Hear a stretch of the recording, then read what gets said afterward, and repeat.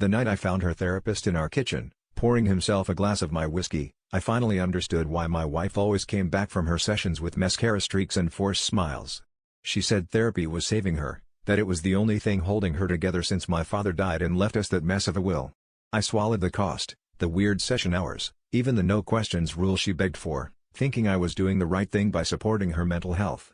But seeing him, her ex, the one who nearly ruined her 5 years ago, standing in our home, I realized I'd been supporting something else entirely. She spun a story about closure, about forgiveness, but her hands shook, and she couldn't look at me.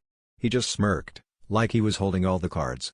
Later, when I confronted her, she broke down and confessed everything. The therapy was a cover, the sessions were meetings with him, and together they were trying to figure out how she could leave me without losing access to my inheritance. Every fight we'd had in the past year was just ammunition for their plan, every vulnerable moment I'd shared, every trust I'd given, twisted into leverage. I packed a bag that night, but I didn't leave right away. I wanted to see how far they'd go, so I played along, pretending I hadn't heard their whispered arguments late at night. I watched her rehearse tears in the mirror, watched him linger outside our house, saw the way she jumped when I came home early.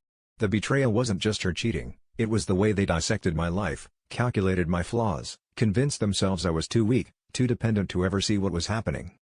The twist is, I almost proved them right. For weeks, I hovered on the edge, paralyzed by the idea that my love for her meant I deserved this.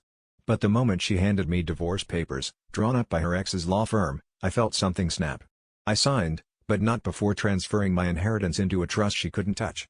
When she realized, she screamed that I was heartless, that I'd ruined everything.